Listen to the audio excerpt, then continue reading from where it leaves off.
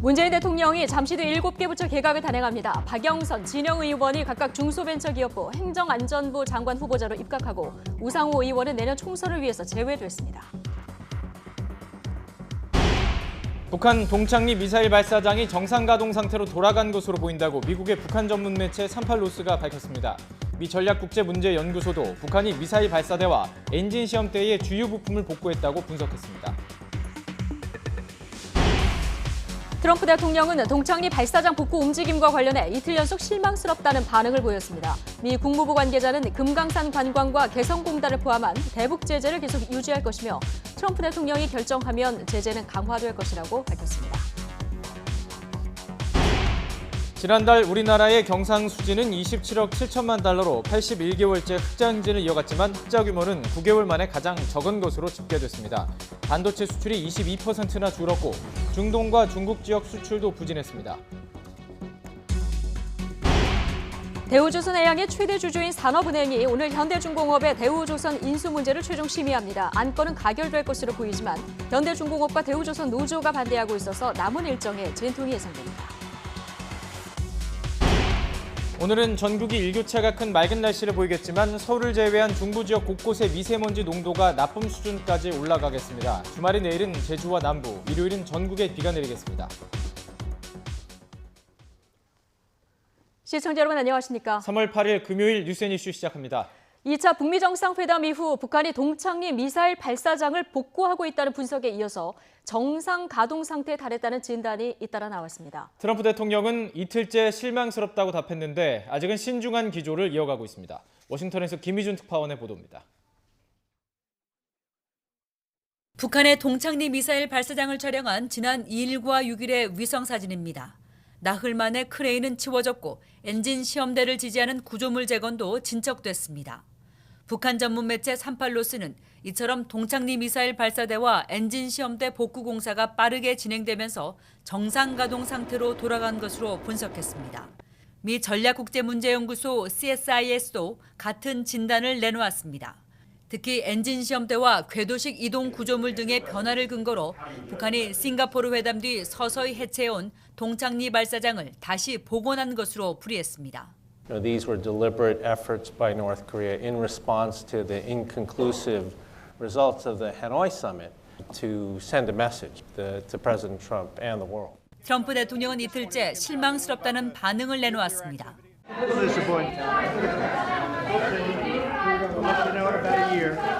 비핵화 협상 장기전을 시사한 것으로도 풀이됩니다. 존 볼턴 국가안보부장관은 동창리 동향을 예의주시하겠다면서도 트럼프 대통령이 대화에 열려 있다고 강조했습니다. 미국은 아직 신중하게 대응하는 모습입니다. We remain ready to engage North Korea in a constructive negotiation. 전문가들도 북한의 대미 압박으로 보면서도 도발의 재개나 협상을 깨려는 신호는 아니라는 반응입니다. 하지만 북미가 서로의 압박을 강화하며 긴장을 고조시킬 경우 비핵화 협상 재개 전망은 더욱 불투명해질 수 있다는 우려가 나옵니다. 워싱턴에서 YTN 김유진입니다. 미국 국무부 고위 당국자는 대북 압박 전략은 유지될 것이며 트럼프 대통령이 결정한다면 제재는 강화될 것이라고 밝혔습니다. 또 동창리 미사일 발사장 복구 움직임에 대해서는 북한 의도를 좀 더 봐야 한다면서도 우주 발사체 발사라고 하더라도 약속을 어기는 것이라고 강조했습니다. 취재기자 연결하겠습니다. 이종수 기자. 네, 국제부입니다. 네. 자, 미 고위 당국자의 언급 내용 조금 더 자세히 정리해 볼까요? 예, 이 고위 당국자는요, 미 동부 시간으로 7일 언론 브리핑을 통해서 동창리 미사일 발사장 움직임 등 북한 관련 이슈들에 대해 말했는데요. 동창리 미사일 발사장 복구 움직임에 대해 잘 알고 있다면서 분명히 북한 내 진행 상황을 면밀하게 관찰하고 있다고 밝혔습니다. 특히 위성 발사도 핵미사일 실험 위배냐는 질문에 대해서 우주 발사체 발사라 해도 북한이 한 약속에 어긋나는 것일 것이라며 북한이 약속을 지켜야 한다고 강조를 했습니다. 동창리 미사일 발사장에 대해서는 인프라의 일부이긴 하지만 현 시점에서 중대한 부분은 아니라고 말했습니다. 또 개성공단과 금강산 관광에 대한 제재 면제를 검토하느냐는 질문에 아니라고 답을 했습니다. 트럼프 대통령이 하노이 2차 북미 정상회담에서 일괄 타결하는 빅딜을 시도했던 것과 관련해서는 트럼프 행정부 내 누구도 단계적 접근을 지지하지 않는다고 밝혔습니다. 비핵화 기대치를 충족시키는 대화를 할지에 대한 결정을 하는 데 있어서 그 공은 북한으로 넘어갔다고도 말했습니다. 이와 함께 트럼프 행정부 첫 임기 내에 북한의 비핵화가 달성 가능하다고 여전히 믿는다고 덧붙였습니다. 지금까지 국제부에서 전해드렸습니다. 네, 우리 측 북핵 협상 수석 대표인 이도훈 외교부 한반도 평화교섭 본부장은 앞으로 북측과 계속 대화할 준비가 돼 있다는 것이 미국 입장이라고 밝혔습니다. 제2차 북미 정상회담 후속 대응 협의를 위해서 미국을 방문했던 이 본부장은 오늘 새벽 인천공항을 통해서 귀국하면서 기자들과 만나 북미 정상회담이 생산적이었고 건설적이었다는 미국 평가는 변함이 없다면서 이렇게 말했습니다. 지난 6일 스티븐 비건 미국 국무부 대북 특별대표와 만난 결과를 담은 보도자료에 최종적이고 완전하게 검증된 비핵화라는 표현이 없었던 것에 대해서는 그것을 기본 전제로 하기 때문이라고 설명했습니다. 워싱턴에서 북에 전달할 메시지를 받아왔느냐는 질문에는 그런 것은 없지만 기회가 되면 여러 가지 북측에 대해서도 이야기해 볼 수 있을 것이라고 말했습니다. 한국과 미국의 새로운 연합훈련인 동맹연습이 시작된 데 대해서 북한 관영 매체가 북미 공동선언과 북남선언들에 대한 난폭한 위반이라고 반발했습니다. 조선중앙통신은 어제 이같이 지적하면서 한반도의 평화와 안정을 바라는 온 결의와 국제사회의 지향과 염원에 대한 정면 도전이라고 주장했습니다. 지난 4일부터 시작한 한미 간 동맹연습은 기존 참가 병력이 대폭 줄고 시나리오도 2부 반격 연습을 생략하는 등 기존의 키 리졸브 연습보다 축소됐습니다. 네, 문재인 대통령이 잠시 뒤 더불어민주당 4선 중진 의원인 박영선 의원과 진영 의원을 각각 중소벤처기업부 장관과 행정안전부 장관 후보자로 지명하는 등 7개 부처에 이르는 개각을 단행합니다. 청와대는 잠시 뒤 11시 반에 새 장관 후보자들의 명단을 발표할 예정입니다. 당초 문화체육관광부 장관으로 유력했던 민주당 3선 중진 우상호 의원은 내년 총선에서 핵심적인 역할을 해야 한다는 이유로 여당이 만류하면서 입당 명단에서 빠졌습니다. 어제 국회에서 강기정 청와대 정무수석을 만난 이해찬 민주당 대표는 총선을 앞두고 중요한 지역의 핵심 자원을 내각에서 너무 많이 차출해가면 곤란하다는 입장을 강하게 제기한 것으로 전해졌습니다. 7개 부처에 이르는 이번 개각은 문재인 정부 첫 조각 이후 최대폭입니다. 네, 잠시 뒤에 발표가 시작되는 대로 청와도 연결해서 바로 중계해드리고요. 또 취재 기자와 관련 내용 분석해 보겠습니다.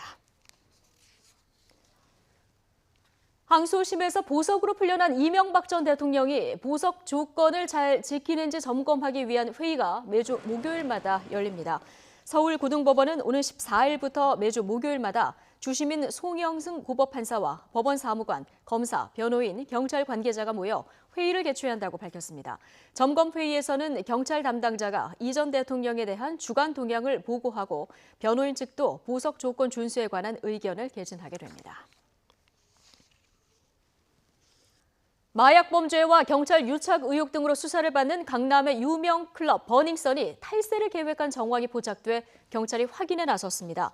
서울지방경찰청은 버닝썬의 지난 1년치 회계장부를 확보해 자금 흐름 등을 분석하고 있다고 밝혔습니다.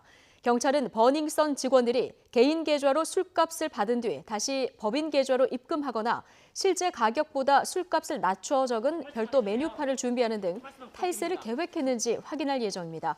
다만 버닝썬이 지난해 초에 개업해 세금 신고 기한은 이번 달까지라며 당장 탈세 혐의를 적용하기는 어렵다고 설명했습니다. 아울러 경찰은 유착 의혹과 관련해 클럽 공동대표 이모 씨와 중간에서 경찰에 돈을 건넨 의혹이 제기된 화장품 업체 관계자의 접촉 정황이 담긴 CCTV를 확보했습니다.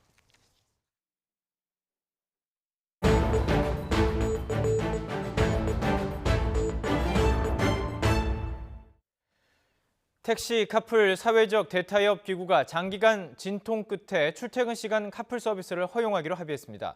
또 규제 혁신형 플랫폼 택시를 올 상반기에 선보이고 택시 노동자들에게 월급제를 시행하는 등 택시 서비스 개선책도 마련했습니다.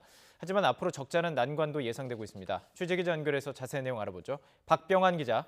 네, 경제부입니다. 자, 이번 사회적 대타협 기구에 어떤 기구들이 참가했습니까? 네, 합의안에는 전국 택시 운송사업조합 연합회 등 택시 4단체와 민주당 택시 카풀 태스크포스 전현희 위원장, 카카오 모빌리티, 국토교통부 등이 참가해 서명했습니다. 우선 카풀은 출퇴근 시간인 아침 7시부터 9시까지와 오후 6시부터 8시까지 허용하되 토요일과 일요일, 공휴일은 영업일에서 제외하기로 했습니다. 또 규제 혁신형 플랫폼 택시를 올해 상반기 중에 출시하기로 했습니다. 택시 운전사 처우 개선을 위해 산악금제를 폐지하고 완전 월급제 도입에도 합의했습니다. 사회적 타협기구는 합의안 이행을 위해 국회 상임위에 계류 중이거나 발의 예정인 법안을 이달 임시국회 회기내 처리하도록 노력하기로 했습니다. 네, 이번 문제는 카카오 등 그 승차 공유업계의 카풀 서비스 진출에 대해서 이 택시업계가 반발하면서 시작이 됐었죠. 네, 그렇습니다. 카카오의 카풀 서비스 진출로 시작된 이번 갈등은 택시기사 3명이 분신하는 등 심각한 사회 문제로 비화했는데요. 택시업계의 반발이 격화되자 카카오는 카풀 시범 서비스를 한 달 만에 전면 중단했고 대표 이사와 운전자가 고발당한 플러스는 요금을 안 받는 무상 카풀이라는 고육책을 내놓기도 했습니다. 승차 공유업계는 일단 이번 합의로 택시업계와 마찰이 종료되고 법적 지위가 불완전했던 카풀 서비스가 제도권 내로 정착하게 돼 안도하는 분위기입니다. 카카오 측은 택시업계와 협의해 올 상반기에 규제 혁신형 플랫폼 택시를 선보일 계획입니다. 예. 자, 이 택시업계와 택시기사, 시민들의 반응은 이 합의안에 대해 어떻습니까? 네, 택시 노동조합 측 관계자들은 이번 합의에 모두 만족할 수는 없지만 최소한의 성공으로 본다고 말했습니다. 하지만 실제 택시를 모는 기사들 입장에서는 불만의 목소리도 있습니다. 외국 대도시의 경우 택시 수가 적고 손님이 많아 택시기사의 수입이 보장되지만 우리의 경우 택시 수가 너무 많고 승차 공유까지 이루어지면 택시기사들의 수입이 더 줄어들 수 있다고 우려했습니다. 시민들은 택시 잡기가 어려운 심야에 카풀이 제외된 데 대해 아쉬움을 나타냈습니다. 자, 이번 합의안에 그 택시 정책 개선안도 포함이 되어 있죠. 네, 그렇습니다. 법인 택시의 경우 매일 일정 금액을 회사에 납부하는 산악금제를 시행하고 있어서 택시기사들이 하루 12시간 장시간 노동을 하고도 월 215만 원밖에 못 받고 있는데 이번 합의를 계기로 완전 월급제가 시행되면 기사 대우가 개선되고 택시 운행률도 올라가 택시 잡기가 수월해질 것으로 기대됩니다. 또 국토부는 1억 원 정도에 거래되는 개인 택시 면허를 지자체가 매입하는 것과 고령 택시 기사들의 면허 반납을 유도해 택시 과잉 공급 문제도 해소하려 하고 있습니다. 하지만 택시기사 월급제 도입을 위해 예산 지원이 있을 수 있다는 대목에 대해서는 시민들의 우려도 나오고 있습니다. 지금까지 경제부에서 전해드렸습니다.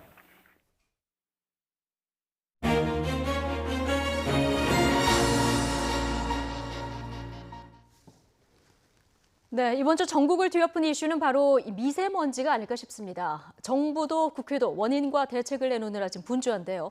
자, 어제 자유한국당 조경태 최고위원이 주중 대사에게 미세먼지 항의 서한을 보냈다고 합니다. 직접 연결해서 들어보겠습니다. 자, 조경태 의원님 나와 계시죠?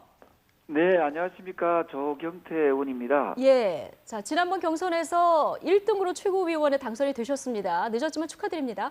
네, 성원해 주신 국민 여러분과 당원 여러분께 진심으로 감사합니다. 열심히 잘하겠습니다. 예, 자, 어제 이제 이 당선이 되시고 한국당 내에서도 현안이 많고 지금 정치권 국회에서도 풀 것들이 많았으면 어깨가 무거우실 텐데 어제요 주한 주중대사에게 미세먼지 문제에 대해서 항의 서한을 보내셨다고 들었습니다. 어떤 네, 내용들을 네. 담으셨습니까?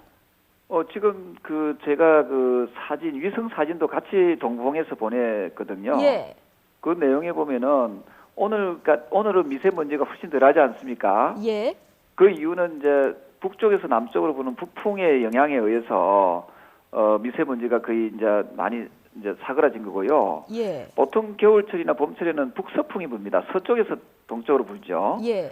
서풍이 불 때는 이게 미세먼지가 엄청나게 우리 한국에 한반도에 영향을 미친다는 그 위성 사진을 동봉해서 보내드렸거든요. 지금 저희가 화면에 보여드리고 있거든요. 네, 그게 무슨 내용인가 하면은 결국은 이 중국의 영향이 거의 절대적이다 하는 것을 절대적이다. 보여줍니다. 그 외교부 대변인, 그 중국의 외교부 대변인은 굉장히 뻔뻔한 사람이죠. 예, 네, 그래서 그 한국의 영향이 이제 중국의 영향이 없다는 그런 주장은 큰 외교적 결례였다 저는 이렇게 보고 있고요. 예. 그래서 제가 하도 답답해가지고 그 말로만 해서는 안 되겠다 싶어가지고 제가 그 항의 서한과 그 사진을 동봉해서 예. 보냈습니다. 그러니까 말씀을 들어보면 이제 중국 영향이 절대적이다 이렇게 이제 보고 계신 건데 과학적으로도 사실 중국발 미세먼지가 유입되는 게 확실하다 이런 게 이제 곳곳에서 증명이 되고 있는데 네네. 중국에서는 지금 말씀하신 대로 이 먼지가 중국에서 왔다는 근거가 있냐, 증거가 있냐 이런 입장을 지금 견지하고 있거든요. 이 중국이 그래서 예. 저기 못 믿을 것 같아가지고 사진을 보내드린 겁니다. 사진을 예. 보내준 겁니다. 그 눈으로도 확인해도 그 못 믿으면 그거는 참 뭐라고 표현해야 됩니까? 상당히 못된 오만방자한 나라다 이렇게 보는 거지요. 아, 이렇게 증명되는 사진까지 보내줬는데도 태도가 바뀌지 않는다면 좀 오만한 거다. 이렇게 보신다는 거죠? 오만방자하고 우리나라를 무시하는 거지요. 그래서 그런 부분에 대해서는 이 정부가 적극적으로 대응하고 대처해 나가야 된다 이런 생각이고요. 네. 대사관에 이제 저희들이 보냈으니까 거기서 받으면은 오늘쯤 도착했을 겁니다. 예. 받으면 아마 중국 정부로 다시 이걸 보내겠죠. 그렇죠. 그래서 이제 빨리 답변을 달라고 했으니까 예. 답변을 보고 저희들 또 적절한 대응을 해야 된다 이렇게 보고 있습니다. 예. 주중 대사에게 보내신 거니까 이제 중국 측에 가서 답까지 받으려고 하면은 시간이 좀 걸릴 것 같은데 어쨌든 한국당은 지금 중국과 공조로 이 미세먼지를 풀어야 된다는 입장을 계속 보여오셨고 필요하면 한중 정상회담도 해야 된다 이런 목소리도 내셨습니다. 정부도 뭐 네. 중국과 공조하겠다 뭐 이런 입장은 같은데 중국이 그런데 이런 태도를 견제한다고 하면 이게 공조가 가능할까요?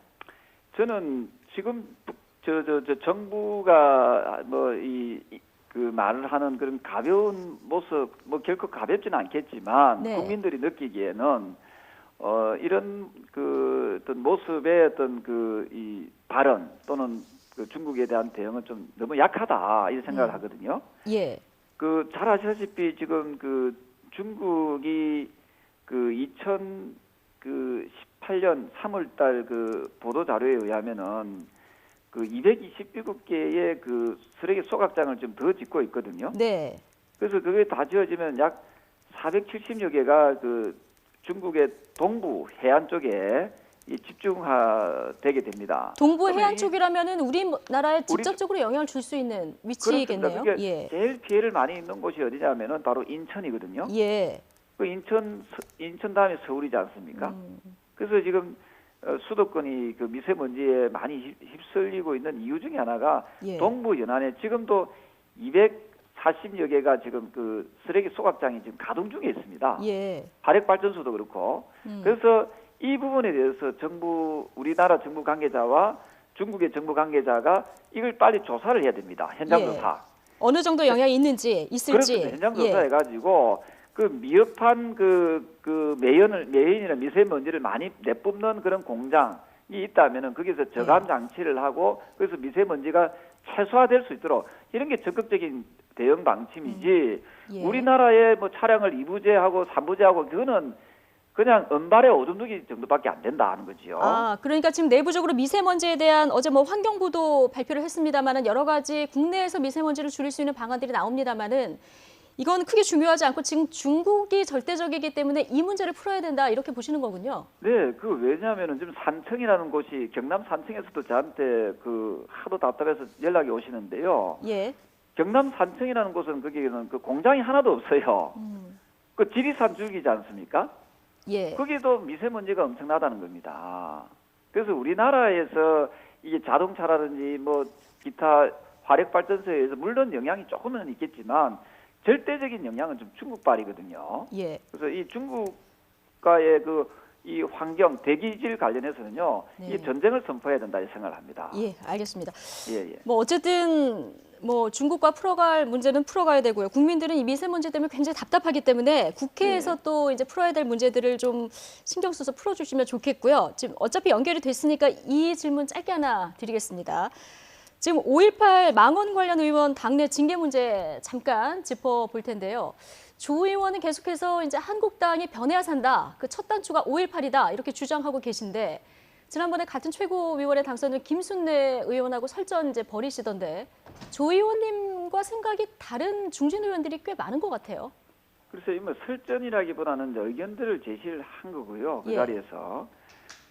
저는 이래 봅니다. 이게 윤리위에서 지금 이걸 빨리 매듭을 짓고 가자는 주장이고요. 예.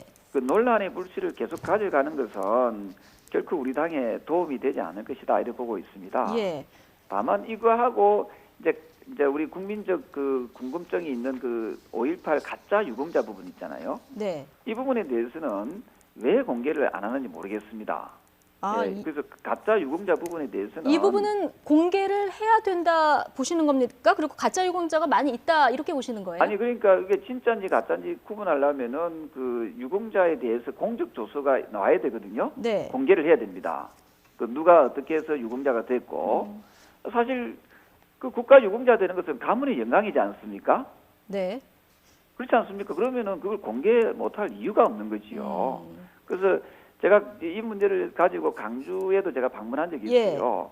그 강주 시민들께서도 많은 분들이 이게 그 가짜 유공자에 대한 의혹이 있다면 이 부분도 말끔하게 해소시켜야 된다. 그런 네. 말씀들을 주시거든요. 네. 그래서 진실 규명을 하기 위해서는 아니 그 국가 유공자가 됐으면 얼마나 자랑스러운 문제고 얼마나 영광스러운 부분입니까? 이런 부분에 그래서 이 네, 명단을 네. 공개하는 것이 맞다. 일단 개인적으로 그 부분은 그렇게 보시는 거고요. 보고 이게 이거하고 이제 이제 윤리위에서 빨리 처리하는 거는 좀 별개로 네. 이 부분도 빨리 매듭을 짓고 근데 빨리 매듭을 지어야 해야 되는데 지금 윤리위원장은 사퇴가 돼 있고요. 지난번에 그 이종명 의원은 당에서 이제 표결을 해야 되는데 이것도 지지부진하고 있거든요. 그래서 의총을 열어서 이 부분도 빨리 결정을 내려줘야 되고요. 예. 그리고 이 윤리위에 지금 두 의원님이 좀 올라가 있지 않습니까? 네.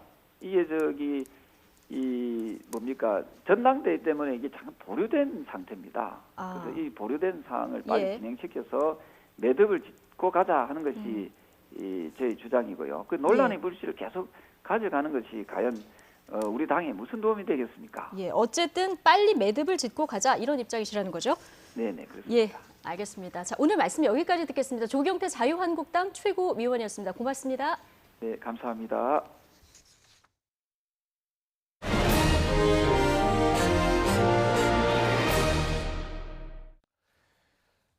경상수지가 81개월째 흑자 행진을 이어갔지만 지난 1월 흑자 규모는 9개월 만에 최소 수준으로 축소됐습니다. 한국은행이 발표한 국제수지 자료를 보면 지난 1월 경상수지는 27억 7천만 달러 흑자로 집계됐습니다. 지난 2012년 5월 이후 81개월 연속 흑자지만 흑자 규모는 지난해 4월 13억 6천만 달러 이후 가장 적었습니다. 반도체 수출이 22.6%나 급감한 가운데 상품 수지 흑자는 56억 1천만 달러로 지난해 2월 이후 최악이었습니다. 삼성전자가 올해 반도체 시장 1위 자리를 미국 인텔에 다시 내줄 가능성이 크다는 전망이 나왔습니다. 시장 조사업체인 IC 인사이츠 자료를 보면 올해 전 세계 반도체 시장 매출이 4,689억 달러, 우리 돈 530조 원으로 1년 전보다 7% 줄어든 것으로 예상했습니다. 인텔은 1% 늘어난 706억 달러의 매출로 역대 최고 실적을 달성하면서 3년 만에 반도체 1위 자리에 오를 것으로 전망됐습니다. 반면 실적 신기록 행진으로 인텔을 제쳤던 삼성전자는 지난해보다 19.7% 급감한 실적으로 2위에 머물 것으로 보입니다. 대우조선해양 민영화가 산업은행의 최종 심의를 거쳐 확정됩니다. 대우조선해양의 최대 주주인 산업은행은 오늘 오후 이사회를 열어 현대중공업그룹의 대우조선 지분을 넘기는 안건을 상정합니다. 이변이 없는 한 안건은 가결될 전망으로 이 현대중공업과 본계약을 체결할 예정입니다. 다만 대우조선은 물론 현대중공업 노조도 합병에 반대하고 있어 두 회사를 합치는 과정에서 마찰이 이어질 전망입니다. 올해 대기업 신입 직원의 초봉이 지난해보다 0.7% 오른 것으로 나타났습니다. 취업 포털 잡코리아는 매출액 상위 기업 가운데 대기업 129곳과 중소기업 144개 회사를 조사한 결과 올해 대기업의 대졸 신입 직원 연봉이 평균 4,100만 원으로 집계됐다고 밝혔습니다. 중소기업 신입사원 연봉이 평균 2,870만 원으로 1.8% 오르지만 여전히 대기업과는 1,000만 원 이상 차이가 나는 것으로 집계됐습니다. 평균 연봉이 가장 높은 업종은 금융업으로 4,790만 원을 받는 것으로 나타났고 뒤를 이어서 유통무역, 석유화학, 에너지 등이 뒤를 이었습니다. 중국의 최대 통신장비 업체 화웨이가 미국 정부를 상대로 소송을 제기했습니다. 자사 장비를 사용하지 못하도록 한 조치가 위헌이라는 것인데 미중 무역 협상에 새로운 변수가 생겼습니다. 김영수 기자의 보도입니다. 중국과의 무역 전쟁 이후 트럼프 정부의 집중 공격을 받고 있는 화웨이가 반격에 나섰습니다. 미국 정부가 자사 제품을 사용하지 못하도록 한 조치는 위헌이라며 소송을 제기한 겁니다. 트럼프 대통령은 지난해 여름 중국 통신업체들과의 거래를 금지한 국방수권법에 서명했습니다. 화웨이는 불법 해킹으로 정보와 기술을 훔치고 있다는 미국 정부의 주장은 사실이 아니라고 반박했습니다. The U.S. Congress has repeatedly failed to produce any evidence to support its restrictions on Huawei products. 중국 정부도 화웨이 지원에 나섰습니다. 기업들이 합법적인 방법으로 권익을 지키는 것은 정당하다는 겁니다. 企业通过合法的方式，来维护自身的正当权益，这是完全正当的，也是完全可以理解的。 하지만 트럼프 정부의 압박은 더욱 강화되고 있습니다. 캐나다에서 체포된 멍한자우 화웨이 부회장의 신병 인수 절차에 들어갔고 대이란 제재 위반에 대한 수사도 본격화하고 있습니다. 일각에선 화웨이의 소송 제기가 막바지에 온 미중 무역 협상 타결에 악재가 되지 않을까 우려하고 있습니다. YTN 김명수입니다.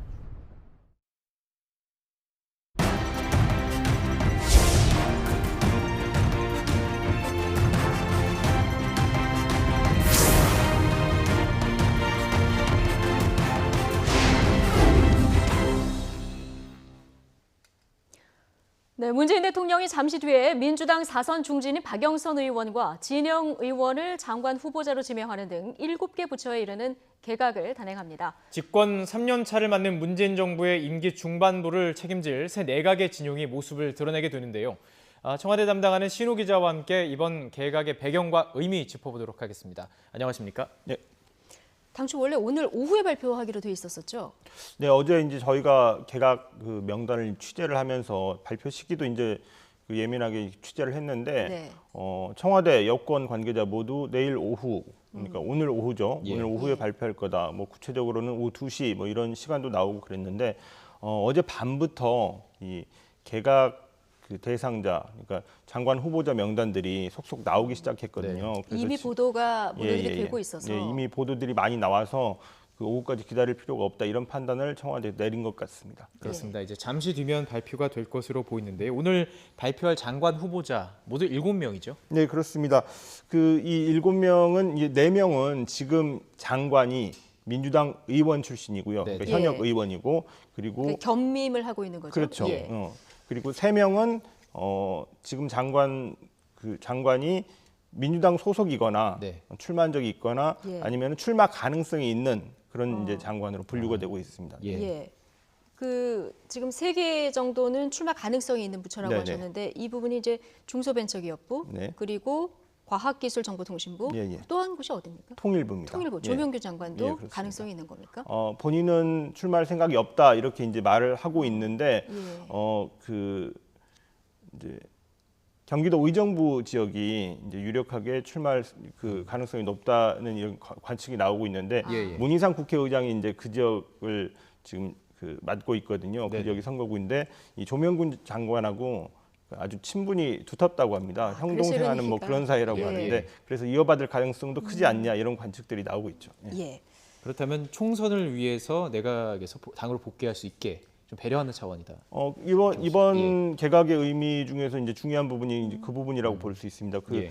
지금 장관을 맡고 있는 현역 의원 4명은 당으로 복귀해서 내년 총선을 준비하고 또 중요한 역할들을 또 할 수 있을 테고요. 그리고 그 지금 현역 의원은 아니지만 출마 가능성이 있는 장관들도 내년 총선을 준비할 시간을 갖게 되는 그런 의미도 있다고 볼 수 있습니다. 예. 자, 오늘 발표 중에서 가장 관심을 모으는 2명이 이제 민주당 중진 의원이죠. 박영선 의원하고 진영 의원인데 박영선 의원은 당초에 뭐 법무부 장관 얘기도 나왔었는데요. 중소벤처기업부 장관으로 거의 내정이 된 거죠, 지금? 네, 그렇습니다. 그 법무부 장관은 이제 유임으로 확정이 예. 됐고요. 예, 박영선 의원은 이제 그 법사위 위원장도 했고 그런 전문성이 있어서 이제 그런 관측도 나오고 했는데 중기벤처부 장관으로 이제 확실시되고 있고요. 그리고 진영 의원은 행안부 장관으로 지금 정리가 된 것 같습니다. 예. 근데 두 사람 모두 보면은 당의 주류는 아니잖아요. 네, 맞습니다. 친문 핵심이라고는 당연히 이제 볼 수 없고요. 예. 박영선 의원 같은 경우에는 2017년 대선 때 그때 문재인 캠프가 아니라 안희정 캠프를 이끌었거든요. 그렇죠. 예. 그리고 진영 의원 같은 경우에는 박근혜 정부 때 이제 복지부 장관도 했었고 새누리당 출신 아닙니까? 네네. 그래서 이 두 중진 의원의 발탁, 입각이 어떤 이번 그 개각의 어떤 포인트라고 볼 수 있는데 여기에서 이제 탕평이라는 그런 해석도 나오고 있습니다. 예. 예. 지금 곧 발표가 있을 것 같습니다. 인사 2명에 대한 들어보시죠. 인사를 단행했습니다. 내용은 다음과 같습니다.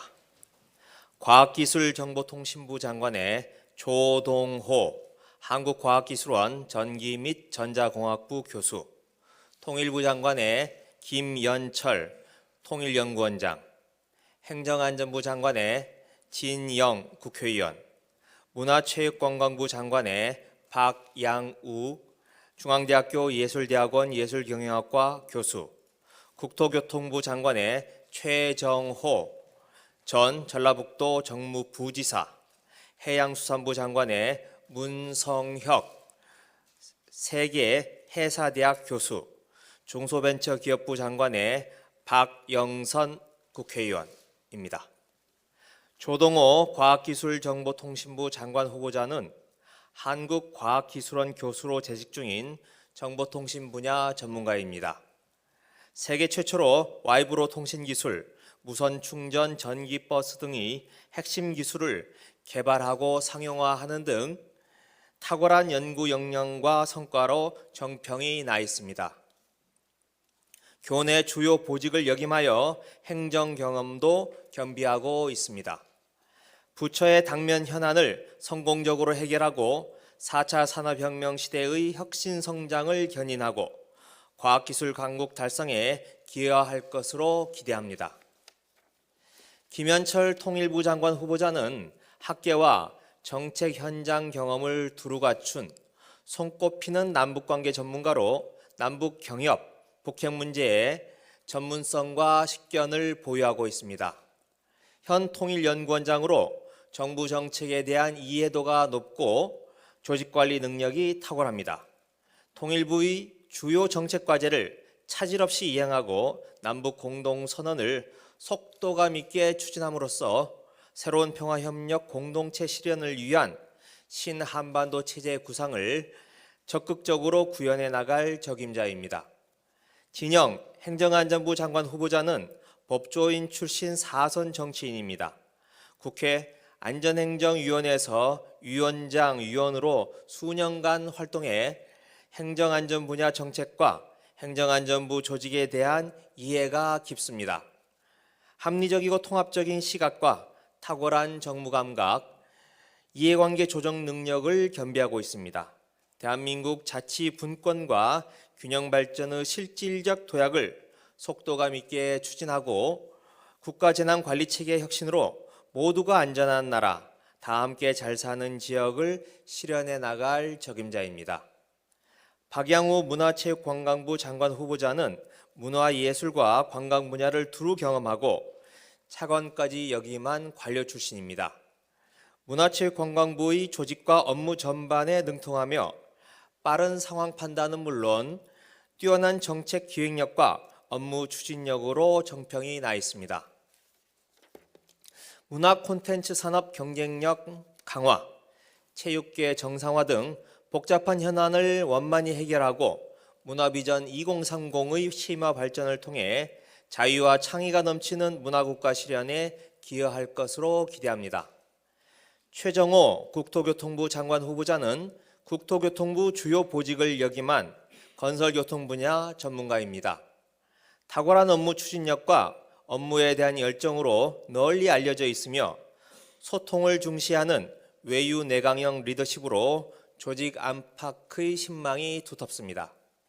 주택시장의 안정적 기조를 유지하면서 주거복지를 실현하고 균형 발전과 신한반도 경제를 위한 사업 추진은 물론 기존 산업의 혁신 및 공유경제 등 미래 신산업 육성을 통해 혁신 성장을 선도할 적임자입니다. 문성혁 해양수산부 장관 후보자는 현대상선 1등 항해사, 한국해양대학교 교수를 거쳐 한국인 최초로 유엔 산하 국제해사기구가 설립한 세계해사대학 교수로 재직하며 대한민국의 유상을 높여왔습니다. 생생한 현장 경험과 이론적 전문성을 겸비한 해양 항만 분야의 세계적 권위자입니다. 해운업 재건, 해양안전, 해양 영토 수호, 수산업 육성 및 어촌경제 활성화 등 글로벌 해양강국 구현을 위한 해양수산 분야 국정과제와 당면 현안을 차질 없이 추진해 나갈 것으로 기대합니다. 박영선 중소벤처기업부 장관 후보자는 국회와 정당의 요직을 두루 거친 언론인 출신 4선 국회의원으로 풍부한 경륜과 정무 감각을 보유하고 있습니다. 언론인 시절부터 쌓아온 경제에 대한 식견을 토대로 재벌개혁, 중소벤처기업 지원을 위한 의정활동을 열정적으로 수행했고 경제 현장에 대한 높은 이해도와 정책 능력을 겸비하고 있습니다. 탁월한 업무 추진력과 정책 전문성을 바탕으로 제2벤처붐 조성, 소상공인 육성 지원, 대중소기업 상생 등 정부의 핵심 국정과제를 성공적으로 추진해 나갈 적임자입니다. 다음은 차관급 인사 발표입니다. 문재인 대통령은 식품의약품안전처장에 이의경 성균관대학교 제약산업학과 교수를 임명했습니다. 또 대도시권 광역교통위원회 위원장에는 최기주 아주대학교 교통시스템공학과 교수를 내정했습니다. 이유경 식품의약품안전처장은 사회약학 및 의약품 정책 분야에서 손꼽히는 전문가입니다. 정부 출연 연구기관과 대학에서의 연구활동을 통해 축적한 전문성을 토대로 먹거리 안전을 확보하고 의약품과 의료기기 시장의 관리체계를 개선하며 국민 눈높이에 맞는 정책 환경을 조성해 나갈 적임자입니다. 최기주 대도시권 광역교통위원회 위원장은 교통계획, 교통안전, 지능형 교통체계 분야에서 선도적 연구를 수행해온 교통 전문가로 학문적 성과와 실무 능력을 겸비했습니다. 광역교통체계 개선과 교통망 확충을 위해 신설된 조직의 초대위원장을 맡아 조직의 기틀을 마련하고 본연의 역할을 이행하는 데 기여할 것으로 기대합니다. 네, 이상입니다. 네, 영상 취재는 여기까지 하겠습니다. 잠깐만요. 질문 조금 이따 해주십시오. 영상 취재 여기까지 하겠습니다. 김의겸 청와대 대변인의 발표 내용 들어보셨습니다. 인선 내용하고 발탁 배경까지 지금 들어봤는데요. 네. 전체적으로 보면은 이제 중진 의원 2명 외에는 전문성을 좀 많이 본 어떤 관료 출신이라든가 전문가 출신의 등용이 많은 것 같아요. 이번에 이제 장관 후보자로 지명된 그분들을 분류를 해보면 이 박영선 진영 의원은 이제 여당 중진 의원 출신 2명이고 그다음에 관료 출신이 2명이 있습니다. 네. 박양우 문화체육관광부 장관 후보자, 예. 참여정부 때 이제 문화관광부 차관을 지냈죠. 관료 참여정부 출신이고. 때, 예. 예, 그렇습니다. 그리고 최정호 국토교통부 장관 후보자 역시 이제 국토교통부 2차관을 지낸 관료 출신입니다. 네. 그리고 이제 전문가라고 할 수 있는 분이 3분이 있다고 볼 수 있는데 전문가 이제 그 관련 직역에 있었던 분이나 또 학계 출신 뭐 이런 분들이 세 분이 있다고 볼 수 있는데 통일부 장관 후보자인 김현철 통일연구원장 그리고 조동호 카이스트 교수 이분은 이제 과학기술정보통신부 장관 후보자가 됐습니다. 그리고 예. 문성혁 세계해사대학교 교수가 해양수산부 장관 후보자가 됐는데 이분은 또 특히 특이하게도 현대상선 그 항해사 출신이라고 해요. 그러네요. 저도 방금 듣고 처음 예. 알았는데 예. 전문가 출신 3명 그래서 7명을 중진 의원 2명 네. 그다음에 관료 출신 2명, 그다음에 예. 전문가 3명 이렇게 고루 배치했다 이렇게 평가할 수 있겠습니다. 네. 예. 전문가와 관료 출신들의 전진 배치가 좀 눈에 띄는 그런 개각이었는데 지금 통일부 장관 같은 경우에 아까 뭐 이제 조명균 통일부 장관의 또 총선 그 나가는 가능성까지 이제 짚어봤었는데 어쨌든 이번에 교체가 됐습니다. 교체가 됐는데 김현철 통일연구원장 신한반도 체제를 이끌 적임자다 이런 그 발탁 배경 설명이 있었거든요. 이번에 그 2차 북미 정상회담이 결렬이 됐잖아요. 이 부분과 관련한 어떤 영향이 좀 있었을까요? 하노이 회담 결렬에 영향이 만약에 있었다면 오히려 기존의 그 조명균 장관이 유임될 가능성이 있었다고 해석하는 게 더 맞을 것 같습니다. 어떤 그 남북 대화의 연속성을 이어갈 그 필요가 있는 그런 상황이었기 때문에 지금 뭐 결과에 대해서 책임을 지우는 뭐 이런 차원은 아니지 않겠습니까? 오히려, 그래서 오히려 유임이 더 맞았을 것 같은데 그거하고 관계없이 그 전에 이제 요번 개각 개각 때 이제 새로 그 장관 후보자로 이미 정해져 있었기 때문에 원래 정했던 수순대로 간 것 같습니다. 자, 그렇다면 중진 의원 관료 출신 전문가 그 중에서도 중진 의원은 뭐 친문으로 꼽히는 인사들이 아니었기 때문에 이번 아무래도 컨셉이 탱평 인사다 이것을 좀 집중을 하려고 한 의도가 보이는 거죠. 네, 그렇습니다. 이 박영선 진영 의원 이 두 중진 의원의 입각이라는 것은 이제 바로 그냥 탕평 인사 뭐 이런 코드로 읽히는 거죠. 박영선 의원은 이제 아까 그 발표 전에 이제 말씀드렸듯이 지난 대선 때 이제 그 문재인 캠프에 있지 않았고 그렇습니다. 안희정 캠프에 있었던 중진 의원이고 진영 의원은 더더군다나 지난 정부 때 장관을 지냈던 인사이기 때문에 그런 능력에 맞춘 탕평 인사라고 해석할 수 있겠습니다. 또 하나 지금 눈에 띄는 것이 우상호 의원이 원래 한 달 전부터 문화체육관광부 장관으로 갈 거다 이렇게 얘기가 나오지 않았습니까? 근데 막판에 빠졌어요. 예, 그렇습니다. 그 우상호 의원 같은 경우에는 뭐 이번 주 초까지만 해도 거의 문화체육관광부 장관 후보자로 가장 확실시되는 그 후보군이었는데 중반을 지나면서 약간 분위기가 달라졌습니다. 어떤 분위기인지를 이제 설명을 드리면 검증에서 문제가 생겼다 뭐 이런 소문들이 있긴 있었어요. 근데 그건 확인되지 않은 소문들이고요. 어제 국회에서 이제 의미 있는 그 면담이 있었는데 강기정 정무수석이 이해찬 대표를 국회에 가서 면담을 했거든요. 그래서 그 자리에서 이제 강기정 수석이 이제 그런 말을 했습니다. 대통령이 개각을 앞두고 이제 고민이 많다. 현역 의원들을 내각으로 모셔야 되는데 모셔도 될지 안 될지 이런 부분들을 당 대표하고 여당 대표하고 상의를 해야 된다. 왜냐하면 총선을 앞두고 있는 그런 상황이기 때문에 그런 말을 했는데 그 자리에서 이해찬 대표가 내년 총선을 앞두고 당의 어떤 핵심 자원들을 내각에서 너무 많이 차출해가면은 총선 전략에 좀 문제가 있다 이런 의견을 강하게 제기한 것으로 그렇게 알려지고 있습니다. 그리고 이제 강기정 수석은 그 얘기를 듣고 어젯밤에 문재인 대통령에게 보고를 했습니다. 현실적으로 그러면 이해찬 대표의 만류, 그러니까 총선을 내년에 치러야 되기 때문에 이 부분이 좀 반영됐다 이렇게 볼 수 있겠군요. 지금 확인된 어떤 정황으로는 그게 가장 유력한 이유입니다. 지금 총리와 부총리는 뭐 유임이 됐습니다만은. 지금 뭐 처음에 내각을 한 이후에는 지금 가장 큰 복 아닙니까? 그렇습니다. 작년 8월에 유은혜 부총리가 이제 입각할 때 그때 5명 장관 후보자가 지명이 됐거든요. 그리고 이제 이번엔 7명이니까 훨씬 더 크고 규모도 크고 그 뭐 이번이 이제 3기다, 2기다, 문재인 정부 2기 내각이다, 3기 내각이다 뭐 이런 분류가 이제 언론사마다 다 다른데 사실 뭐 제가 아까 전화해서 물어보기도 했는데 정리를 좀 해주시죠. 2기인지 3기인지 뭐 이런 거는 이제 기준은 뭐 딱히 없고요. 청와대 참모진 개편 같은 경우에는 이제 비서실장이 포함되느냐에 따라서 2기, 3기 뭐 이런 게 이제 객관적으로 이렇게 딱 그 선을 그을 수 있다고 보는데 지금 내각의 경우는 이제 그 이번이 2기 내각이다, 3기 내각이다 이렇게 뭐가 맞다 이렇게 분류할 정도도 될 수 있겠군요. 분류할 수는 없을 것 같고요.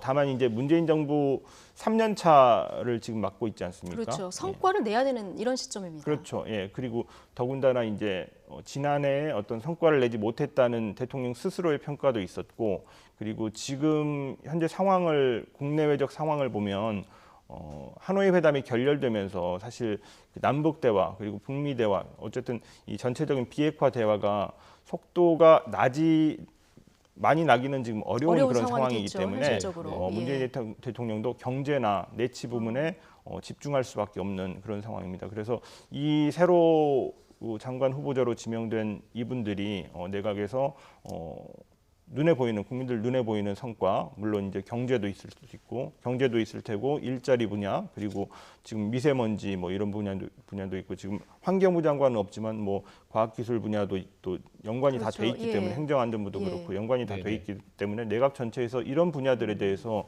국민들이 이제 체감할 수 있는 올해는 좀 더 나아졌다 이런 성과를 내야만 결국 이게 내년 총선의 어떤 유리한 환경으로도 조성될 수 있는 거죠. 그 개각이 뭐 조금 미뤄질 수도 있다 이런 얘기도 있었는데 문재인 대통령이 이제 다음 주인가요? 아세안 3국 국빈 방문이 예정돼 있죠. 뭐 이 전에 끝내려는 이런 뭐 의도도 있었을까요? 그런 스케줄도 있고요. 그건 이제 딱 나와 있는 스케줄이고, 그리고 오늘 장관 후보자를 발표를 한다고 해도 이분들이 바로 입각하는 건 아니죠. 그렇죠. 이분들이 이제 본격적으로 업무를 시작하고 그 부처의 장관이 되기 위해서는 청문회를 거쳐야 되는데 청문회를 거치는데 또 시간이 필요하잖아요. 청와대의 목표는 4월 전에 4월 전에 이번 그 새로 발표한 그 장관 후보자들이 업무를 시작할 수 있도록 하는 게 목표로 알려져 있습니다. 그렇군요. 그렇다면 지금 조금 전에 정리한 대로 총선을 감안한 개각이기 때문에 내년 4월까지는 이 진영이 그대로 유지된다 이렇게 볼 수 있을까요? 일단 이번에 입각한 중진 의원들, 박영선 의원이나 진영 의원 같은 경우에는 본인한테 물어보지는 않았지만은 청와대에서도 그랬고 내년 총선에는 출마하기 어렵다.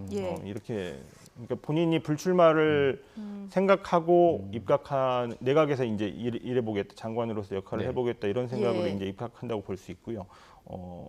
그 하반기에 이제 새로 들어온 두 중진 의원 말고 하반기에 내각에서 또 다른 개편이 있을 수는 있습니다. 지금 이 내각이 그대로 이제 임명이 되고 내각 운영을 하려고 하면 청문회를 통과를 해야 되잖아요. 아까 말씀하신 것처럼 이제 국회가 지금 곳곳에서 대치를 하고 있기 때문에 이게 순조롭게 진행될까 이것도 의문인데 가장 지금 주목되는 사람이 박영선 의원입니다. 청문회 때마다 그 선고 질문으로 굉장히 유명했던 이런 의원이기 때문에 이번에는 청문을 받아야 되는 이런 상황이 된 거예요. 그 청문회라는 게 이제 그런 상황 자체를 보는 일반인들이 사실 많지 않잖아요. 전문가들도 그렇고 어떤 그 학교에 계신 분들도 그렇고 그 국회의원들의 어떤 송곡 질문, 본인도 알지 못했던 그런 그 과거사에 대해서도 이제 질문을 받게 되고 뭐 그럴 텐데 국회의원 출신들은 사실 그런 부분에 있어서 조금 유리한 게 그런 청문회들을 많이 경험해봤기 때문에 답변하는 요령이나 뭐 그런 부분들도 또 있고 현역 의원 어드밴티지가 또 없다고도 할 수 없는 부분이고요. 청문회를 많이 준비를 해봤으니까 본인도 스스로 준비를 철저히 할 것으로 봅니다. 알겠습니다. 오늘 그 집권 3년차를 이끌 내각 인선 내용 들어봤고요. 또 발탁 배경까지 신호 기자와 함께 얘기 나눠봤습니다. 고맙습니다.